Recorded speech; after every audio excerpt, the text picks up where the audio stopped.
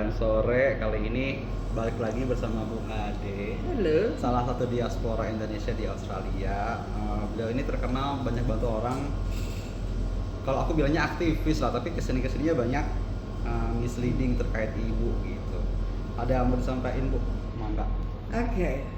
Assalamualaikum warahmatullahi wabarakatuh kepada semuanya dimanapun Anda berada. Salam sehat dari saya. Saya melalui kesempatan ini ingin mempergunakan untuk membuat statement ya, bahwa saya adalah Adeskap, pengusaha bakso. Saya juga diaspora Indonesia yang menjadi warga negara Australia asal dari Indonesia. Saya tidak pernah melakukan any kerjasama dalam bidang apapun, baik itu bisnis ataupun kegiatan sosial lainnya dengan pemegang working holiday visa holder. Jadi jika ada di sana terdengar ada kerjasama dengan Bu Ade, I will say most likely itu tidak benar, karena saya tidak pernah melakukan kerjasama baik itu secara formal maupun informal. Sama saya, Bu. Ini nggak tahu kerjasama apa, saya dibayar nggak nih, gitu ya.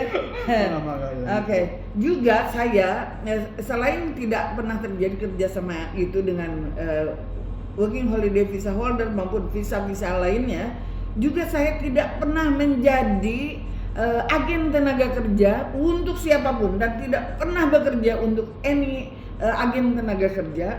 Saya tidak bekerja untuk KJRI, saya tidak bekerja untuk pemerintah Australia. Saya basically hanya seorang tukang bakso yang mempunyai, sebenarnya tidak punya banyak waktu, tapi akan menyediakan waktu jika ada orang yang sedang kesulitan, karena saya sebenarnya sangat sayang dan saya ingin disayang oleh Allah. Saya itu saja sebenarnya motif dari apa yang saya lakukan. Oke. Kemudian apalagi yang mau kamu Nolong itu maksudnya kalau ada yang minta tolong, dimintain urusin visa ke sini tuh Ibu sudah nggak bisa jawab lagi ya? Oke. Jadi seperti gini, Ibu Ade, apakah Ibu Ade pernah membantu orang yang akan datang ke Australia, membantu membuatkan visanya, mencari visanya? Saya jawab tidak pernah.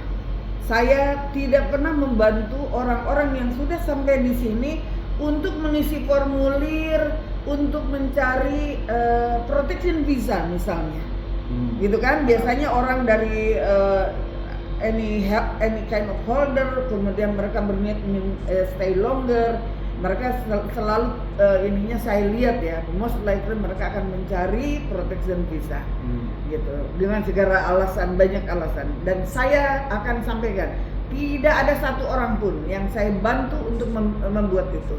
Wah, kalau saya mau melakukan, apakah saya tidak bisa mengisi formulirnya? Oh, tentu bisa, gitu. Bukan berarti tidak bisa. Apakah saya menerima bayaran? Oh, tentu saja tidak. Ini semuanya akan saya counter attack ya.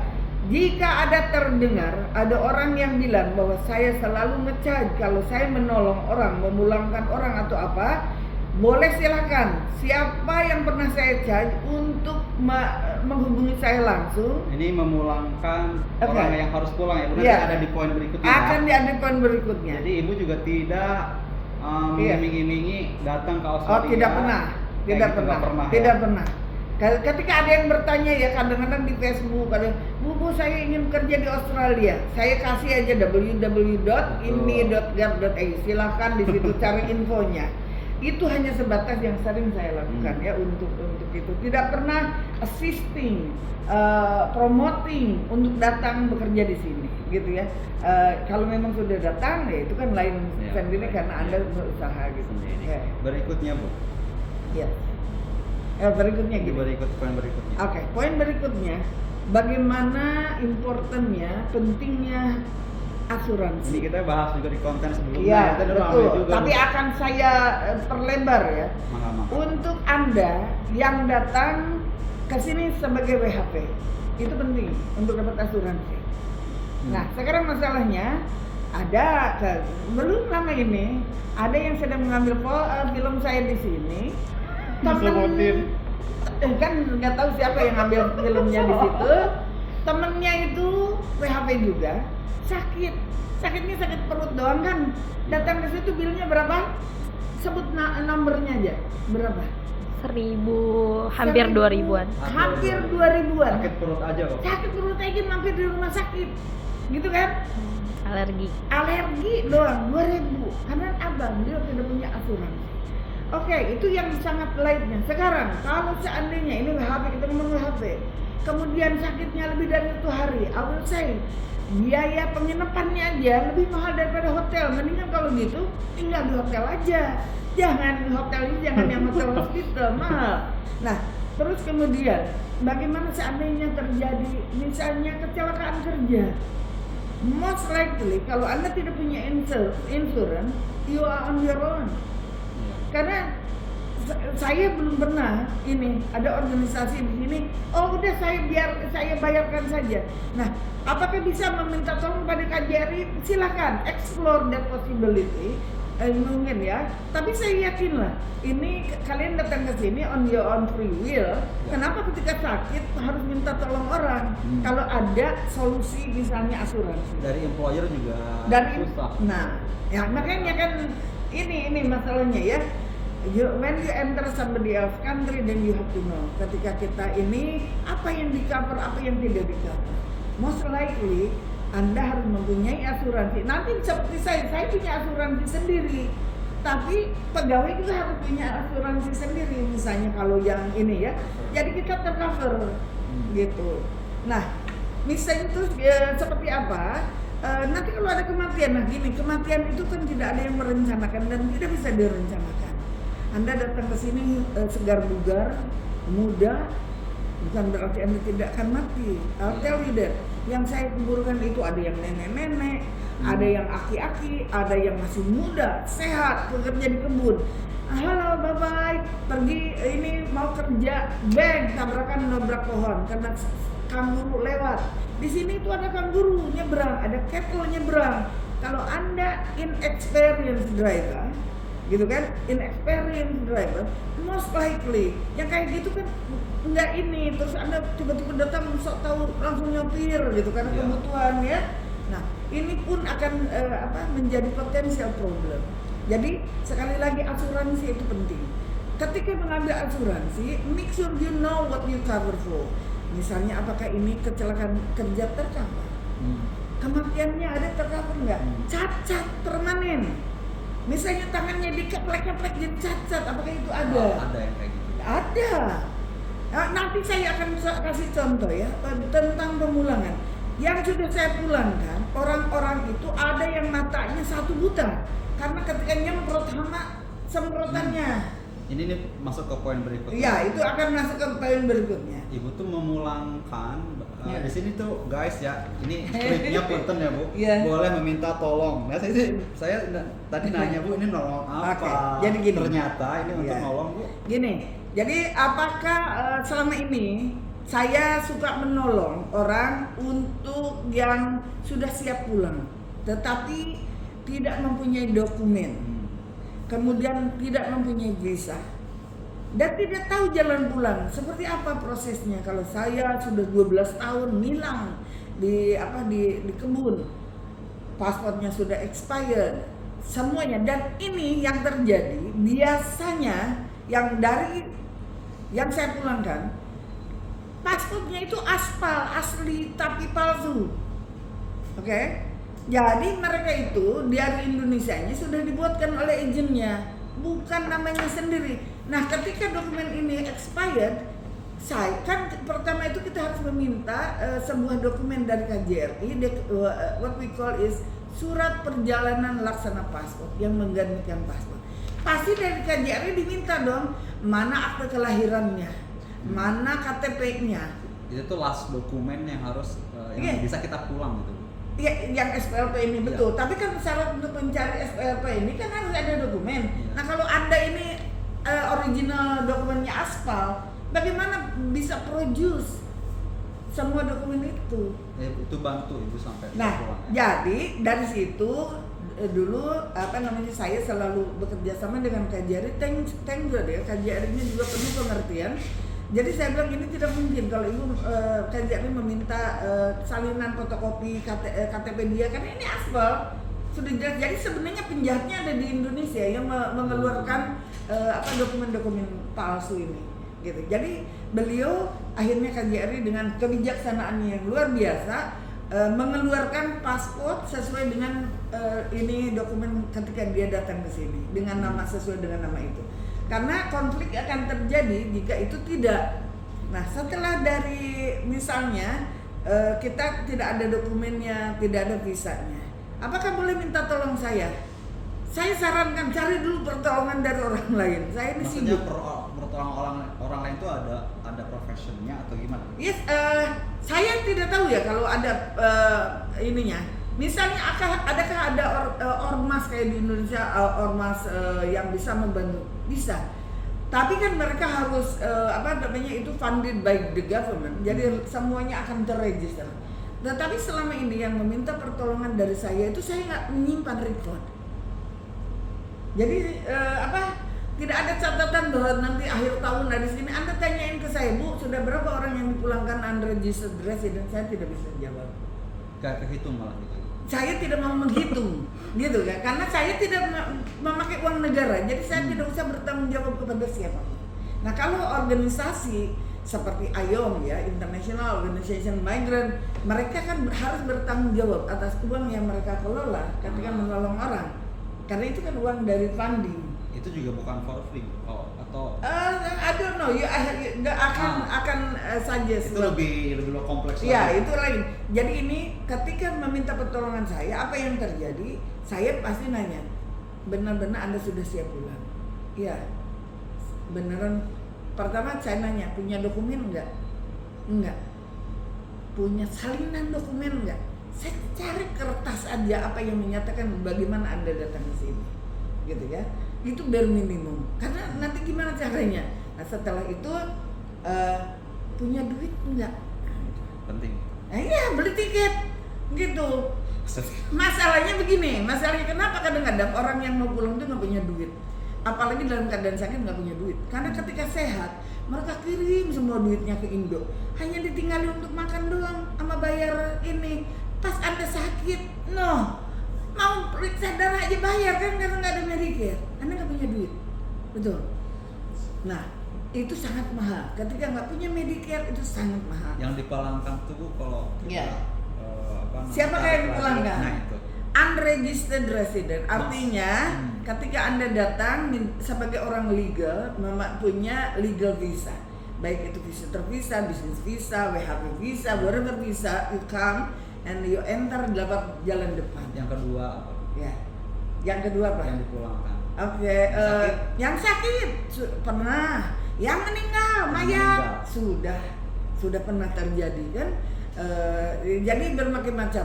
Nah, biasanya ketika yang dipulangkan melalui saya itu selalu ininya tuh undocumented, no visa holder dan nggak punya duit, gitu. Ini masalah. Saya bukan orang kaya, mohon maaf ya, bukan ini. Wah, Bu Adi ini hebat, kaya.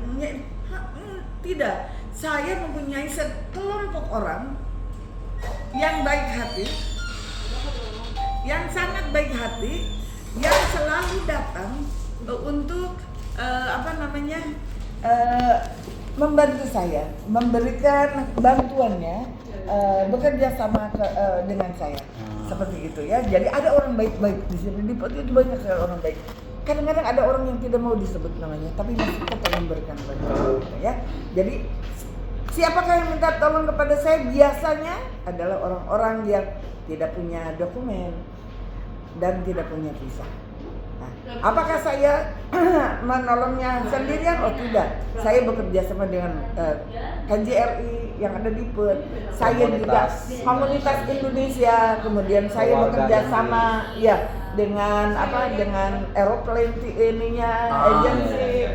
Kemudian saya juga bekerja sama dengan Australian government. But once again, saya tidak bekerja untuk siapapun. Saya hanya tukang bakso. Kalau saya bilang saya bekerja sama, dalam artian bukan tanda tangan kontrak saya bekerja untuk imigrasi, tetapi saya bisa bekerja sama dengan imigrasi in terms of memulangkan orang yang siap pulang, ya. Nah, bagaimanakah proses pemulangannya? Misalnya gini, Anda hilang di kebun, ya. Kebun tuh maksudnya Ya, pindah-pindah akhirnya. Ya, kan pindah-pindah untuk menghindari Untuk pengecekan gitu menghindari. kan Bu, Ya, maksudnya. betul. Ini sambilan di kebun itu seperti itu ya. Kemudian tiba-tiba saya udah kangen ingin pulang. Tapi saya nggak tahu dulu bagaimana caranya. Boleh kami minta tolong sama Bu Ade? Boleh. Tapi kalau bisa ada orang lain yang nolong dulu, silakan yang lain dulu. Tapi kalau tidak ada, sudah stuck, baru silakan cari saya. Nah, apa yang terjadi ya seperti saya sebutkan tadi, kita carikan dulu surat perjalanan laksana pasportnya, kemudian kita beli tiketnya. Kalau Anda punya uang, Anda ini uang. Terus kalau tidak punya uang, kasih tahu ke saya, why do you think you need help? Adakah yang bisa keluarga ngirim atau bagaimana? Kalau tidak ada, insya Allah always find the way ya untuk itu. Kemudian apa yang terjadi? Kemudian saya mengisikan formulir. Satu-satunya formulir yang saya isi ini adalah Bridging Visa I. Bridging Visa I ini adalah untuk Anda di perjalanan di dalam di airport itu bisa melewati gerbang imigrasi tanpa ditanya apa-apa. Kamu kemarin dulu selama ini di mana? Itu sebenarnya perjanjian akan hilang ketika visa ini hidup lagi. Oke, jadi jangan takut kalau memang sudah waktunya mau pulang gitu. Nah, apakah Ibu Ade ngecharge nggak? Ini yang seriusnya.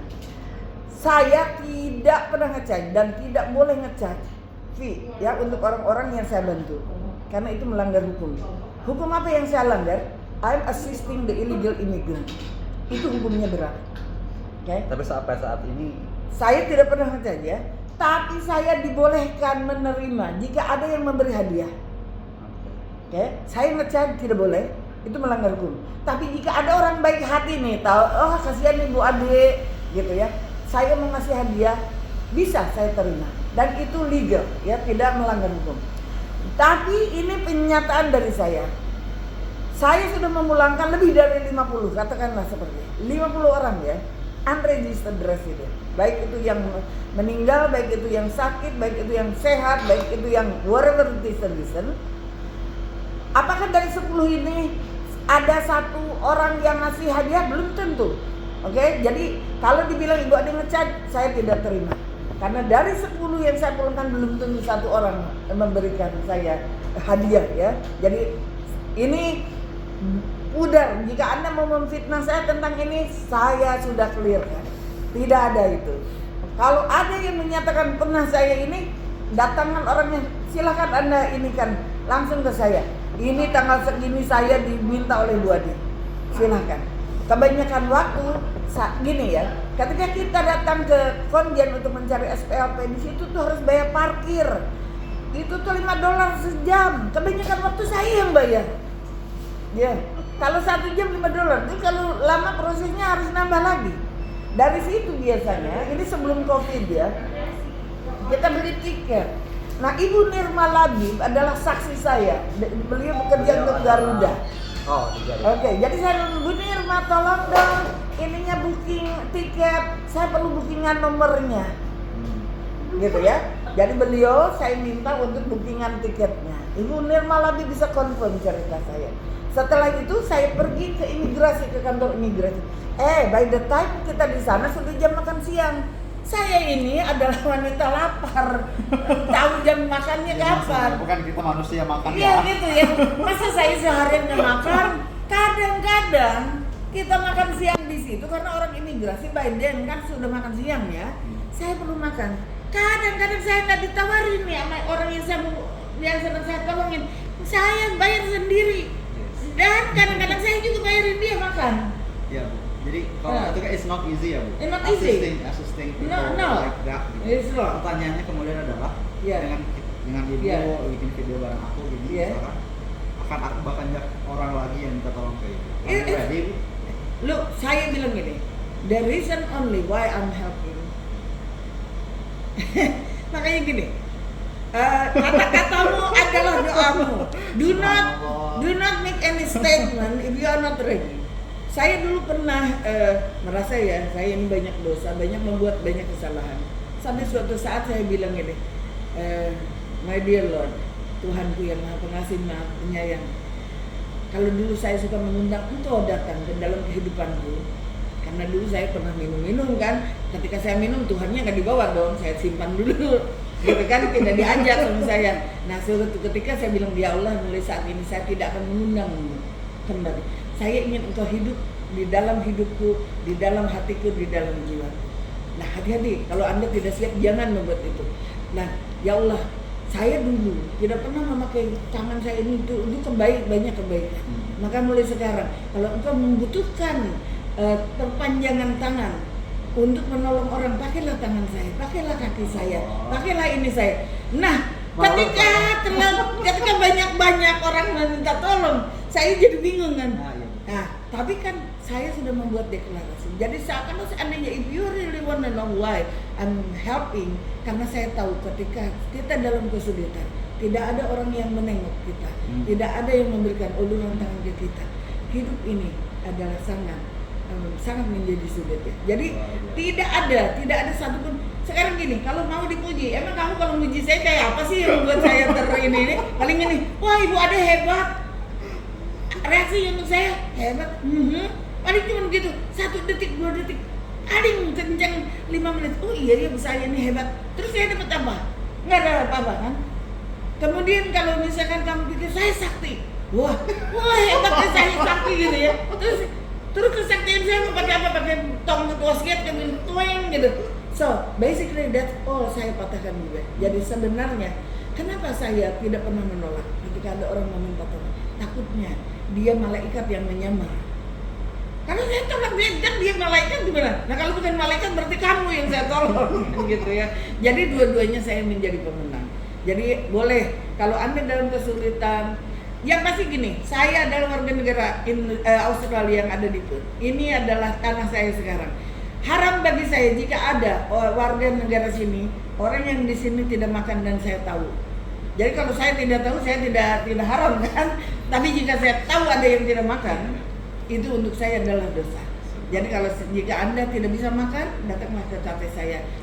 Bisikan dia, Bu, saya ini sebenarnya nggak punya uang. Saya boleh bayar nggak? Kamu punya uang, kamu punya uang bayar. Jangan disalahgunakan gitu. Ya istilahnya seperti itu. That is ini bukan saya juga keluar bukan untuk boosting. Kalau ini saya cuman untuk mengkelirkan prasangka buruk sehingga saya tidak membuat Anda berdosa. Karena kalau saya tidak menjelaskan terus Anda berandai-andai dan menebarkan sana sini, jadi Anda pun berdosa karena saya. Mari kita lepaskan dosa bersama ini sehingga menjadi sebuah kegiatan yang ini ya, clear ya. Insyaallah. Kalau saya doakan, silahkan welcome to my country. Ini adalah negara saya. Semoga apa yang kalian datang dengan ini tujuan Anda datang bisa terkabul dan menjadikan ini berkah. Dan saya juga ingin menjadi berkah untuk sesama. Gitu ya, jadi inilah dari saya, nanti pasti sama dia di cut ini, semoga cut-cutnya ini ya, videonya tidak kehilangan makna. Insyaallah ya, saya tahu dia akan meng-cut video saya gitu ya. Apalagi itu yang nyengir di belakang saya, video kameramennya juga ya seperti itu. Jadi sekali lagi mohon maaf lahir batin jika ada kata-kata yang salah. Terima kasih kepada para donatur yang secara ini tidak mau disebut namanya. Anda adalah orang-orang baik. Tanpa kalian semua saya tidak mungkin menjadi orang baik. Saya tidak bisa menjadi orang baik sendirian karena sesungguhnya adalah orang-orang yang lebih baik itu adalah yang tidak pernah ketahuan. Jadi Anda sebenarnya yang baik, bukan saya. Sepertinya saya keluar. Banyak orang di belakang gitu, ya, yang bantu. Oh sangat banyak gitu ya. Alright, terima kasih. Itu dari saya. Ada lagi nggak yang penasaran? Motifnya jelas. Gitu. Motifnya jelas. Soalnya kalau dari aku mah dan mungkin dari teman-teman sekalian, mudah-mudahan Ibu sehat. Amin. Semuanya berkah. Amin. Masih menjadi kebaikan dan pahala orang lain. Amin. Termasuk juga banyak belajar dari Ibu. Mahatur nuhun. Karena sama-sama sudah, jadi kita tuh udah. Jadi santai gitu nya Bu. Iya, santai. Pokoknya gitu aja lah. Iya. Ya nah. Ya, hatur nuhun saya lagi Bu ya. Sami-sami. Ayo kawan-kawan. Assalamualaikum warahmatullahi wabarakatuh. Assalamualaikum.